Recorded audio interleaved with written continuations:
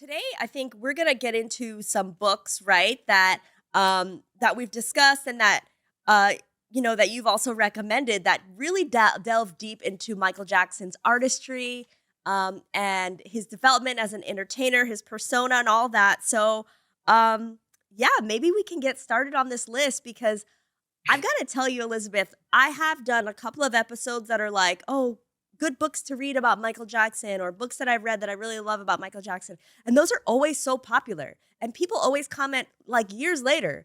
So that shows me that people are constantly looking for ways to learn about Michael. So let's get into this list. The first of the series is going to be um, let's pull this up here. It's going to be Dangerous by Susan Foss. 33 out of 33 thirds. How do I say that? Is it 33 It's one third? 33 and a third. 33 and a third series by Susan Fast. Dangerous. So, can you talk to us a little bit about this book? Well, this book is it's jam packed. It's a tiny, tiny little book, but it's so much in there.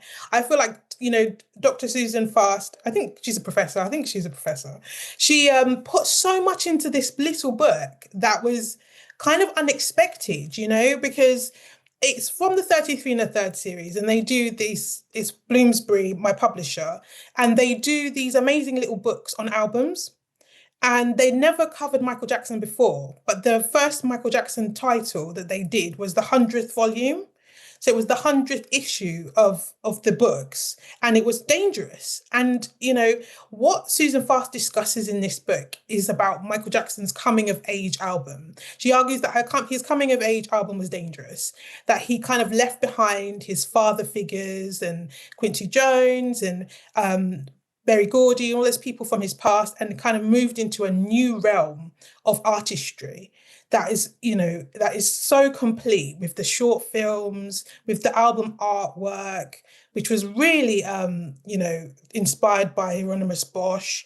It's really complex, the artwork that was produced for the album, in terms of its signification, like just the images and in the cover were just, I love the cover so much. I think it's brilliant. Um, Yeah. I love it too. It's just so interesting to look and see like all of the different scenes that are playing out within the cover that you don't notice until you really look into it. yeah, um, it's so beautiful. It's yeah. amazing. And like, what is it trying to signify? Michael Jackson was talking a lot about P.T. Barnum and circus and the media circus that was around him. And he wanted his work to be the greatest show on earth. And we have this combination of the album, the short films, and the tour, as well as the album cover, and they just work together so beautifully. And I think that Susan Fast really kind of touches upon that in a strong way. But then she also talks about sort of like the dark side of Michael Jackson's art, because he talks about, this one of my favorite songs is Who Is It? And it's really like, it's gritty, and dark and it's something that people may not have been expecting to see from Michael Jackson in 1991, and I love that side of it, especially, when you put that in tandem with something like Heal the World, which is in this all on the same album. And then Michael Jackson was really going into like poetry as well with Dancing the Dream at this time. And I Yeah. think he was really like flexing his muscles in terms of his artwork. He's like, I can do this. I can write poetry. I can express myself in lots of new and interesting ways, and I can resonate with audiences in new ways. And I think that there was a sense in 1991 that maybe Michael Jackson was past it, and that's something, you keep hearing this thing about comeback. He's like a comeback album. This was a comeback album, because he disappeared and then he came back again. And I think that that's kind of a bit sad, because I think Dangerous works so beautifully in itself. It doesn't need to be rising to a specific challenge, though Michael Jackson did that beautifully. I never thought of it that way, but you're so right. I mean, the way that he was so creative during this era, and this era did produce a lot of my favorites. The Dangerous album is my favorite album. The tour is my favorite tour. Dancing the Dream is just so awesome to read. Um, Yeah, I definitely want to check this book out because, like you said, I think a lot of people look at it as his comeback, but also like I do feel like there's a segment of the population that also is like, anything after the trifecta of off the wall, thriller, and bad is just whatever. You know, there are still some people out there that think that way. So to see, you know, the author give love to this album in the era is really really cool.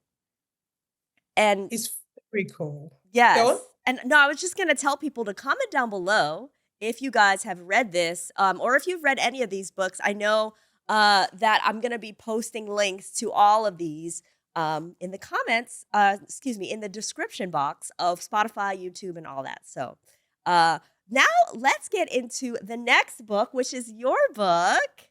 Um, and this is you with your book here. Is now, was this at Kingvention? That was Kingvention 2025. Oh, Yeah. just this recent one. Yes, the Kingvention just gone. Oh my gosh. Okay, cool. All right. So if you guys don't know, there is a convention all about Michael Jackson. It happens annually in, I think it's in London, right? Is it every year in London?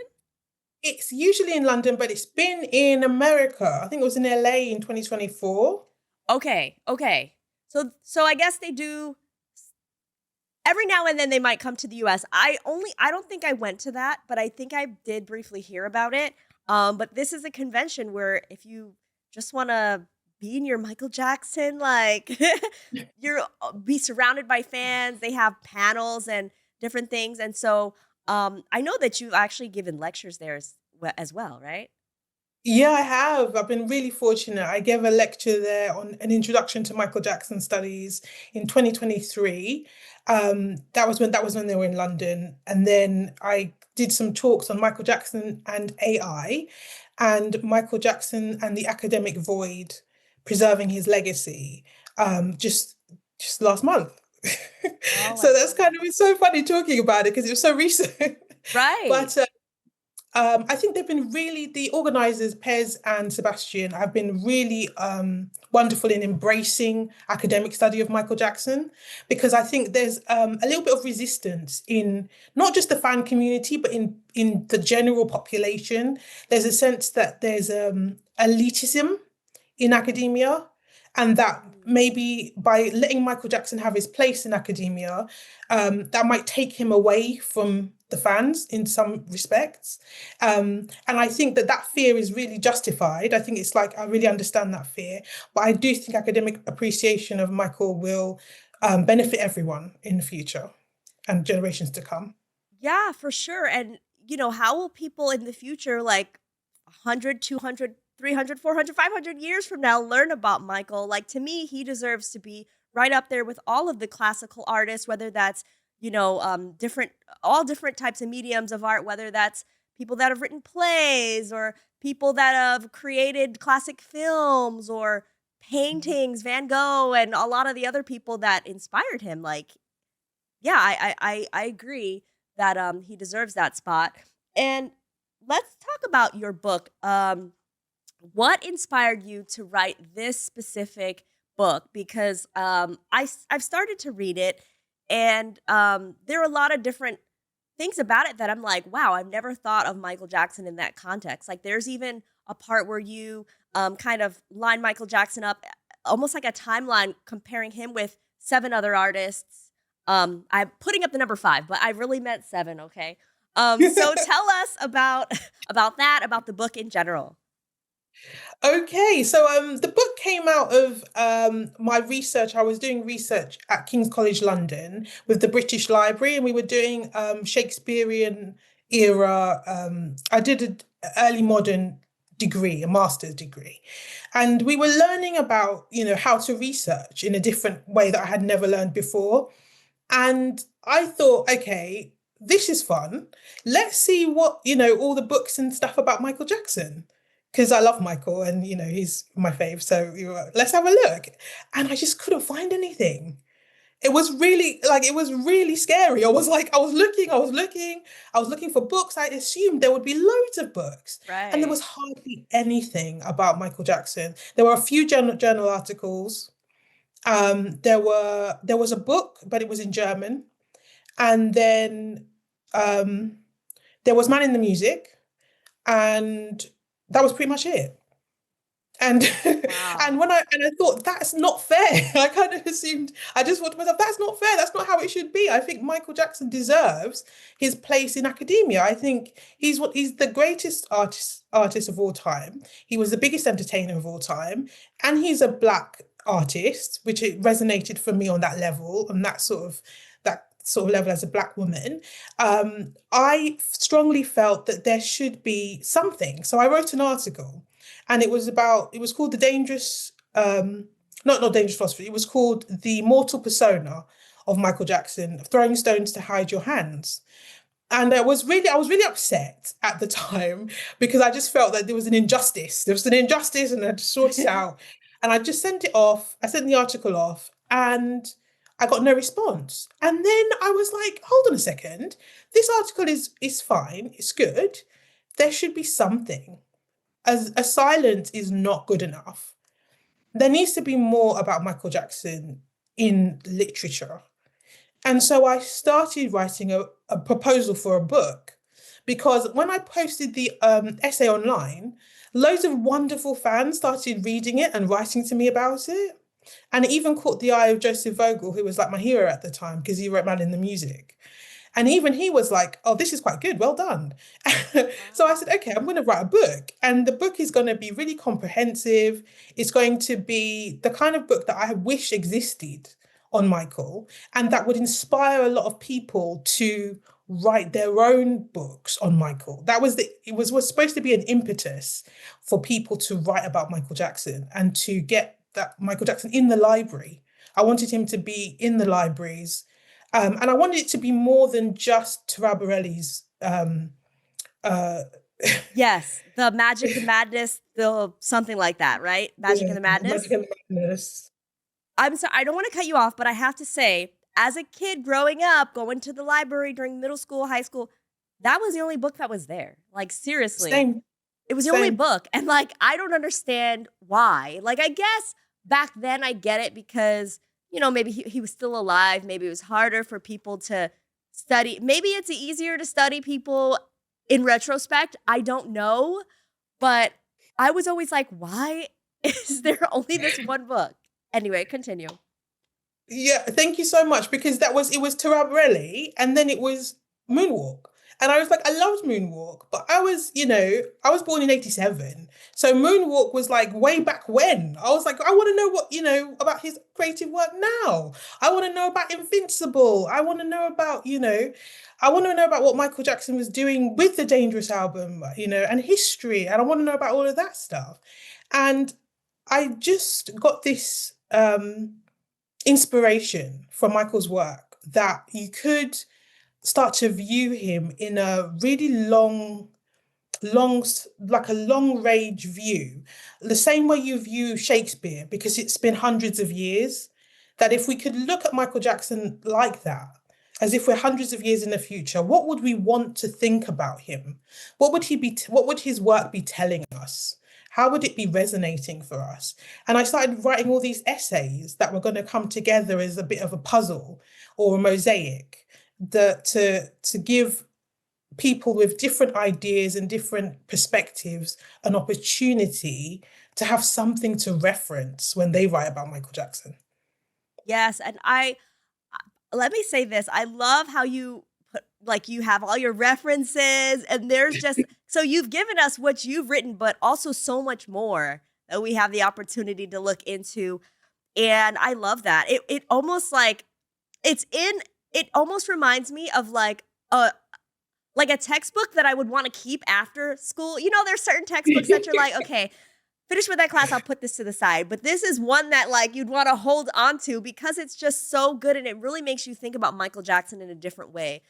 So I want to make sure that people know where to get your book in particular. Can you let everybody know because I know there's several different ways. Yes, I think the main place to get it from is Bloomsbury, the publisher. So they ship it to all over the world. And then obviously there's my website, elizabethamisu.com. I always have copies that I can send out to you. Those are the two main places to get it. And obviously, it's available on Amazon and most retailers that stock it. But it came out in 2024 in paperback. So, there was a whole big discussion. We were talking a lot about the price because when it came out in hardback, it was £74, which was, which was fine for an academic book, but not so fine and accessible to fans who couldn't afford that. So it's much cheaper now, is it, that it's in paperback and it's much more portable and stuff. So yeah, it's available from Bloomsbury and it's available from me. And I'm just very excited to meet and talk to people who have read it and who are writing their own research on Michael. Yeah, so if you're listening to this episode, watching, definitely reach out to Elizabeth and let her know your feedback. Like, let her know your thoughts after reading this. I have my copy right here. And again, all the links are going to be in the description box. Now, Elizabeth, I do have a short clip because I know you mentioned earlier that the Oxford speech kind of inspired you to write the book. And so, for people that don't know, the Oxford speech that Michael gave, it's a bit long, but I have a little clip of it that I thought I'd just play for some folks that might not be interested or might not be familiar with it. So check it out. I am humbled to be lecturing in a place that has previously been filled by such notable figures as Mother Teresa, Albert Einstein, Ronald Reagan, Robert Kennedy, and Malcolm X. I've even heard that Kermit the Frog made an appearance here. I've always felt a kinship with Kermit's message that it's not easy being green. I'm sure he didn't find it any easier than being up here than I do. As I look around Oxford, I can't help but be aware of the majesty and grandeur of this great institution, not to mention the brilliance of the great and gifted minds that have roamed these streets for centuries. I wanted to bring that part up because it just reminded me of like how Michael Jackson was so aware of the greats and like people that made their mark in history. And I really feel like he wanted to also be regarded in that way. I really, I really think that. And he talks about a lot of different things in this speech. He talks about his relationship with his father, and his just so many different things that are important to him. But what was it about the speech that stood out to you? Um, I think I find this speech very emotional, actually. Whenever I listen to it or read it, it was published actually in the Journal of Pan African Studies, in its entirety, and that's where I first came across it. And I was quite happy to see Michael Jackson's words in print in an academic journal, because he talked about the dangerous philosophies, which for me are what I call them, but his words were faith, hope, and love. And I think that that's at the core of everything he did and everything he stood for. And he held on to that to the very end, that faith, hope, and love, that those are the three things that will endure. And I think, the fact that he mentioned the word love 42 times in the speech, really resonated with me. And I felt that he was very radical in his philosophy because it wasn't in keeping with the general trend of what people assumed was good. People are told that greed is good and being out for oneself is good and getting ahead is better. But Michael Jackson really believed in faith, hope, and love. And I really loved those concepts. And I think that that made him a very dangerous person because he was radically positive. He was radically good. He was Yeah. intrinsically good. And I think that made him sort of a cultural threat. It gave him a certain level of power that he had through Thriller and his exposure to, culture, that I always believe was kind of dangerous. And I think he knew that. He definitely knew that. I love that. Yeah, I'm gonna try to see if I can find. I haven't been able to see the full clip online. Have you seen it online? Because I want to be able to show that for people. Show that to people. If not, maybe I can link the actual text somewhere online for people to read. The text is available. Okay, okay. I'm gonna try to see if I can find it online, and then we can link it in the description box for people as well. Okay, so let's move on to the next book that we're going to be talking about today, which is The Man in the Music, The Creative Life and Work of Michael Jackson by Joseph Vogel. Uh, I have a copy of this book. I don't have it with me here today, but this is one of my favorites. So talk to us about this book and, you know, why should fans read this one? Oh wow. I think, this book is kind of like you know, it's a kind of a miracle of writing. I think it's just really this is I think it's the 2019 edition. The version that you showed was 2011, which is I've got that one as well. That's the one I originally read. And I just feel like what it does so beautifully was it encapsulates the eras in which Michael Jackson produced his work. So it encapsulates the context of his work, how it was produced, how it was received, and then it goes in depth into the work itself for each of his adult solo albums.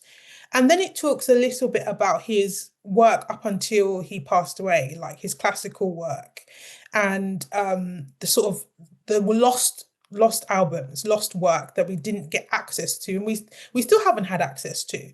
But I think what it does so beautifully is it blends together creative artistry with the life that Michael Jackson lived.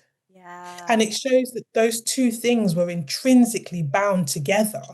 Michael Jackson wasn't separate from his art. He talked about things like, he said stuff like, I intend to bind my soul to my work. And I think that's a really powerful statement to make.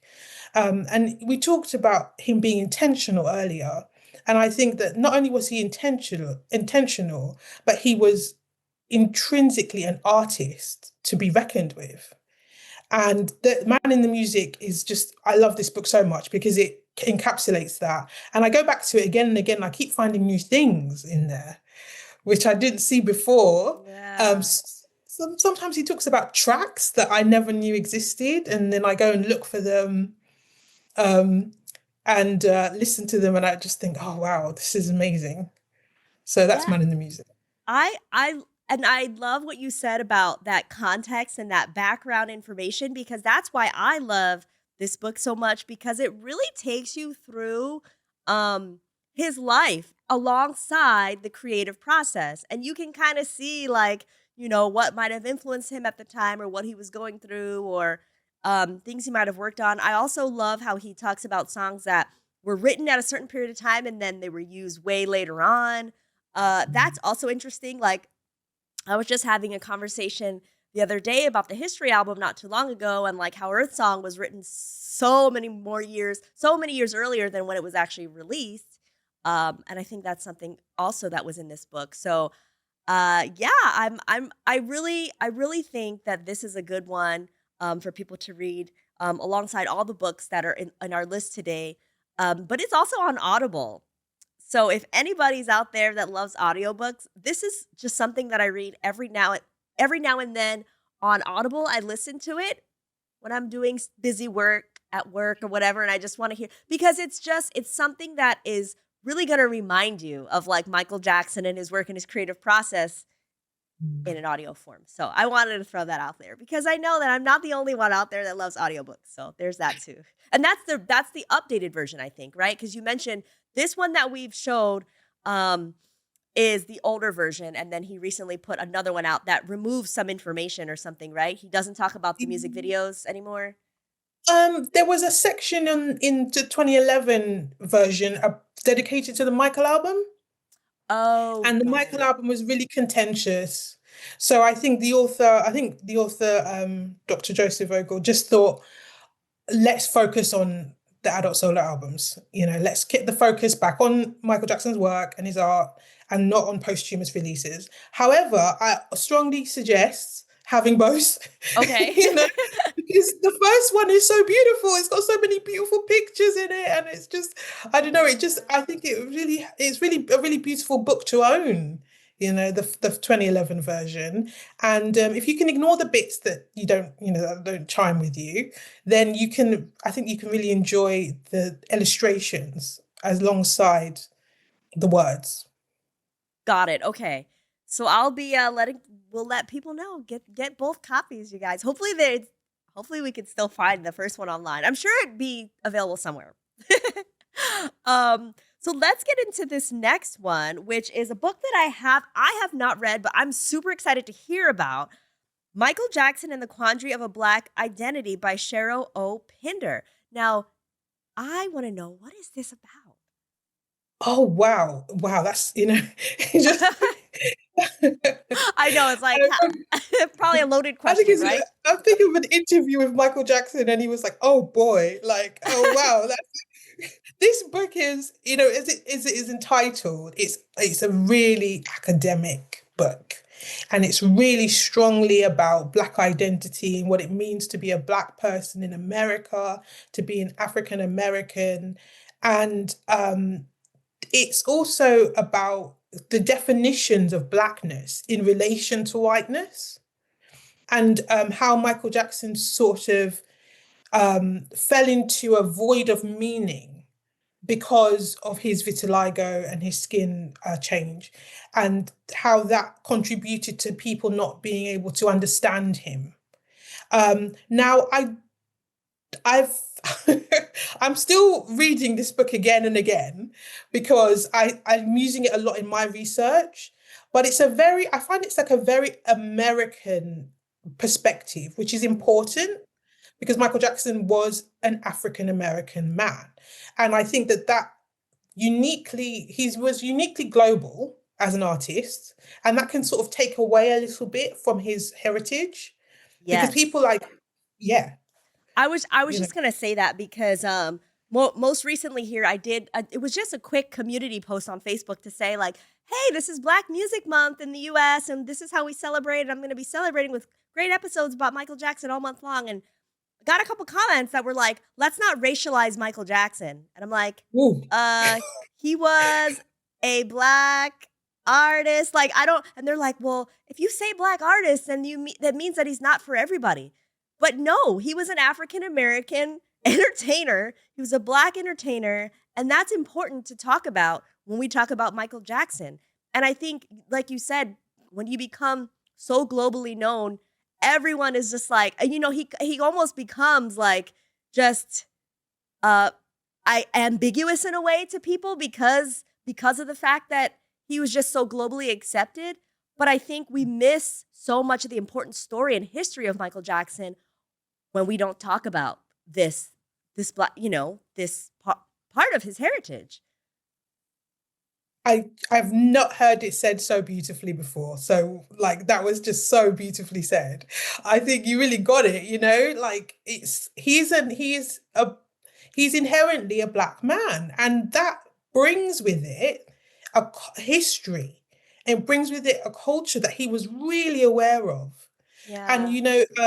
I listened to a recent episode that you did on Remember the Time, and I've been, writing and reading about Remember the Time, and I just think that was an affirmative, sort of affirmational expression of Blackness that was necessary. I think those things are necessary, but there's a fear, I think, that acknowledging Michael Jackson's African American background will somehow take away from his globalness and Right. his, yeah, there's a fear. And I think those fears are understandable, but a lot of how Michael Jackson was treated in the press does have its roots in racism.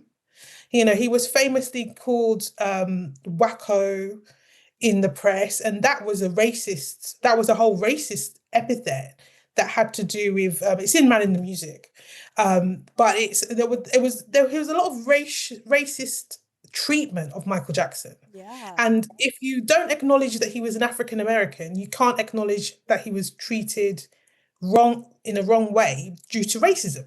So we Right. can't separate the two things. It's inherently part of who he is.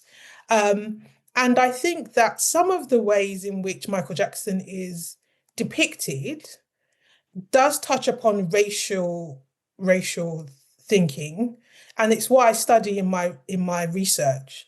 I look at high status Black representations and how they may be seen as culturally um, important, because the definitions of whiteness and blackness always work in tandem with each other. Right. So yeah, we see that over the centuries. This is so interesting to me, and I can't now. I'm like, okay, now we've had this conversation. I'm definitely gonna dig into this later on. And I'm everybody, comment down below excited. if you guys have read it too. We want to hear from you, and we want this to be a discussion. Um, and then the last book that we have is called "Making Michael: Inside the Career of Michael Jackson" by Mike Smallcombe. Can you tell us about it? It's got a foreword by Matt Forger, who worked with Michael Jackson for a very, very long time. I believe he's sound engineer, and so much more. So let us know. It's just a really beautifully written biography about Michael Jackson's career. And I think that, it says on the blurb at the back, it sidesteps sensationalism. And I think there's something really unique about that. Because in terms of biographies, I'm always looking for the academic biography. I'm like, I want the one that's like really specifically like, Yeah. and this is the moment, Earth Song started being written, and and this was what was happening in Michael's life, and blah blah blah. But I think this is the closest thing we have to an academic biography of Michael Jackson's work. It was published in 2016, and it was created from a lot of interviews with Michael Jackson's collaborators and colleagues. And I think it's just very, very well written. I think it portrays Michael Jackson in a very human light. It portrays him as a person, which is I think it's very easy to get into caricature when you talk about Michael Jackson, because he was so global. He's superlative in so many ways. Yeah. I think, especially because of Thriller, I'm not, I'm a big fan of the album, but I don't particularly like what happened to Michael Jackson because of the album. I feel Mm, like the album kind of made it very difficult to kind of see him as a person. He became a brand and a trademark, and, the, and not so much an artist, but more of a brand. And I yeah. think that that's sad.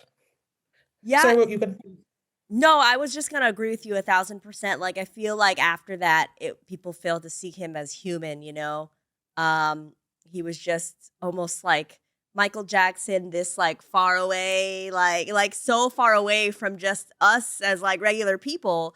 And that's unfortunate because it kind of strips him of like his humanity and like the emotions and all the things that influenced him and made him come out with these songs and have these ideas and all the creativity. So, okay, interesting. So this is not going to be like Magic and the Madness. This is going to be No. more like you said, more research based, more based in fact and not as gossipy as maybe that one was. Which is, hey, if I recently, like I said, I've been really wanting to learn more about the actual history of when things started, when the idea like came to mind, and then when it actually became something, like you said earlier. So I think this is going to be a really interesting one for people to check out as well. Yeah, it's really beautifully written. And it's one of the ones I go back to a lot. I just feel like it needs to be promoted as a biography, like a really powerfully written biography.